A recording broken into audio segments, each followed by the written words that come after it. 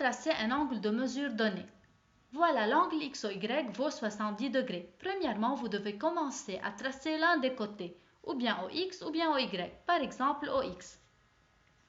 Ensuite, vous prenez le rapporteur, vous placez le centre du rapporteur sur le sommet O et le zéro du rapporteur sur le côté OX. Et vous devez commencer à compter du zéro, donc de la graduation qui est en bas, jusqu'à obtenir 70 degrés. Vous marquez un point. Par exemple, ils ont nommé le point B.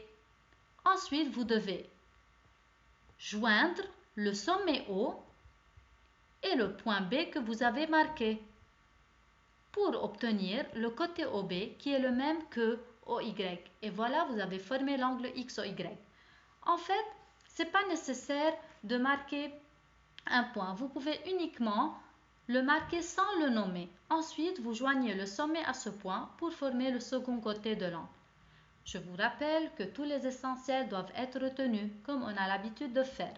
Je passe maintenant à l'exercice 1.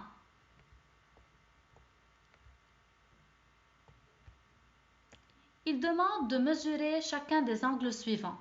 L'angle VOI, donc je prends le rapporteur, je mets le centre du rapporteur sur le sommet O et le zéro du rapporteur sur le côté.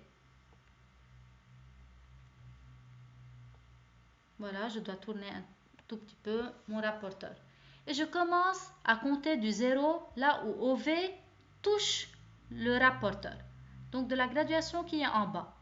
0, 10, 20, 30, 40, 50. Voilà, donc c'est une mesure qui est comprise entre 50 et 60. Vous pouvez prolonger le côté OI pour mieux voir.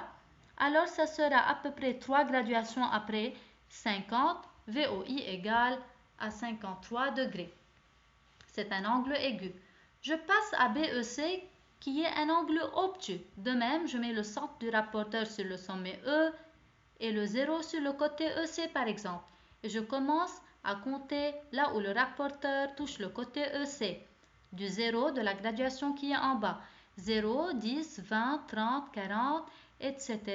jusqu'à arriver, c'est entre 130 et 40. Vous prolongez le côté EB pour mieux voir. C'est à peu près 135 degrés. L'exercice 2 maintenant, il demande de tracer les angles suivants. MAX égale 30 degrés. Je prends le rapporteur. Je mets le centre du rapporteur sur le sommet. Le sommet est A et non pas M, faites attention. Et le 0 sur le côté AM. Je commence à lire du 0 de la graduation qui est en haut jusqu'à arriver à 30 degrés. Je marque un point. Ensuite, je dois relier le sommet A jusqu'à ce point-là pour former le côté AX. Et voilà l'angle MAX 30 degrés. De même, je prends mon rapporteur, je place le centre sur O. Si je place le rapporteur de cette façon-là, est-ce que le 0 du rapporteur est placé sur le côté OS? Donc c'est faux. Je tourne mon rapporteur pour que le 0 soit placé sur le côté. Je dois compter 100 degrés. Faites attention, c'est de la graduation qui est en bas. Donc 90, 100, c'est un angle obtus. Je marque un point. Ensuite, je relie le sommet O jusqu'à ce point-là. Vous pouvez de même faire l'angle vers le bas. Rien ne change. Voilà, vous tournez le rapporteur vers le bas. Et vous comptez de même 100 degrés. Du 0, vous commencez donc de la graduation qui est en haut. Et voilà l'angle SON qui est un angle obtus de 100 degrés. L'exercice 3 maintenant, il faut construire l'angle MON de mesure 60 degrés. Ils ont commencé par tracer le côté OM. Ensuite, je prends le rapporteur. Je mets le centre du rapporteur sur le sommet O et le 0 du rapporteur sur le côté OM. Je compte du 0 jusqu'à 60 de la graduation qui est en bas. Je marque un point. Ensuite, je relie le sommet jusqu'à ce point marqué pour former le côté ON tel que MON égale 60 degrés. Ensuite, il demande de tracer le côté OT tel que TOM égale 180 degrés. C'est un angle plat. Il suffit de prolonger le côté OM pour trouver le côté OT. Voilà, je prends ma règle. Je mets la règle sur OM et je prolonge du côté de haut pour former le côté OT. MOT est un angle plat. Il faut calculer la mesure de l'angle NOT, cet angle-là. Pour trouver la mesure de l'angle NOT, comme il n'y a aucune demi-droite à l'intérieur, donc il faut utiliser la différence. Je dois enlever d'un grand angle un autre angle qui est à l'intérieur pour trouver TON. J'ai l'angle MOT qui est un angle plat. Et j'ai l'angle MON qui vaut 60 degrés. L'angle plat, c'est le grand angle. Je dois enlever de cet angle la partie MON qui vaut 60 degrés. Alors, il me reste NOT. Vous devez écrire TON égale, vous devez nommer les angles. Donc, c'est MOT qui est l'angle plat. Voilà, j'enlève de MOT. L'angle qui est à l'intérieur, MON.